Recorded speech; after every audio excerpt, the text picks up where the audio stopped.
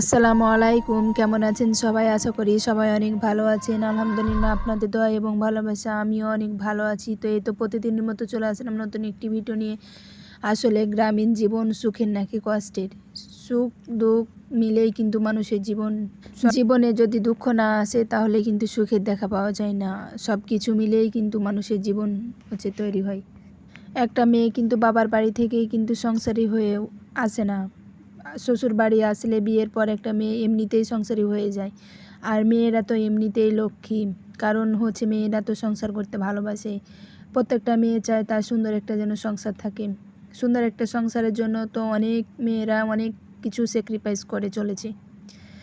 তো যা হোক, আমি দুপুরে রান্নাবান্না করে রুমটা পরিষ্কার করে নিচ্ছি, কারণ রুমটা অনেক এলোমেলো হয়েছিল। আর প্রতিদিনের তো কাজ, রুম গোছা, রুমটা এলোমেলো হয়ে থাকলে আসলে সে রুমে থাকতে ভালো লাগে না, মানে দেখতেও ভালো লাগে না। তারপরও যতটুকু পারি গুছিয়ে রাখার চেষ্টা করি। তো এই জিনিসগুলো এলোমেলো হয়েছিল, তো আমি একটু ভালোভাবে গুছিয়ে নিচ্ছি, কারণ দুপুরের পর থেকে তো একটু ফ্রি থাকি। তো সেই সময়টুকুতেই আমি গুছিয়ে রাখার চেষ্টা করি। আর এক হাতে যদি একটা মেয়ে সংসার সামলাতে হয় তাহলে অনেক কষ্টের। তো এখানে বড় আচার এক বয়ম রেখেছিল কিছুদিন আগে, তো আমি খেয়ে ফেলেছি, তো হালকা আছে। তো আসলে অনেক দিন পর খাচ্ছি, তো অনেক যেন খেতে ভালো লাগছে। তো আমি একটু আচার খেলাম, তো আমার ছেলে বলছে আম্মু আমাকে মুড়ি মেখে দাও। তো আমি আমার ছেলেকে এখানে মুড়ি আর চানাচুর আর পেঁয়াজ দিয়েছি, দিয়ে তাকে মেখে দিচ্ছি। তো আমার ছেলে খাবে।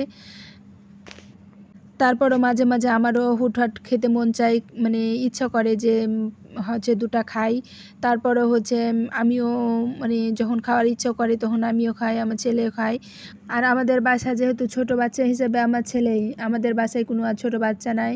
তো যখন যেটা আবদার করে আসলে তখন সেটাই দিতে হয়।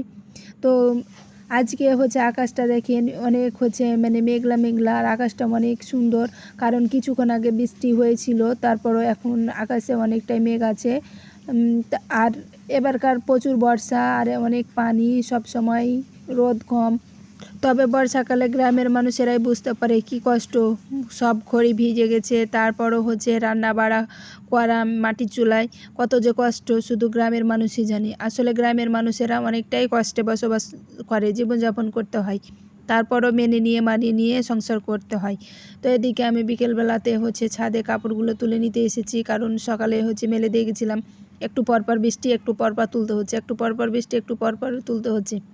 তো ছাদে তো একটু হাঁটছিলাম, কারণ ছাদে পানি জমেছিল, কারণ ছাদে কিছু কিছু জায়গায় পানি জমে থাকে। তো আমি সেগুলোতে একটু হাঁটাহাঁটি করছিলাম। আর দেখেন কি সুন্দর একটা কিউট ফুল ফুটেছে ছাদে, মাশাআল্লাহ অনেক সুন্দর। তো আমি যেহেতু সন্ধ্যার পর একটু ফুলটা অনেক কিউট লাগছিল, হোয়াইট কালার ফুল। তো আজকে ভিডিওটি এ পর্যন্ত, দেখা হবে নেক্সট কোনো ভিডিওতে। সবাই ভালো থাকবেন, আল্লাহ হাফিজ।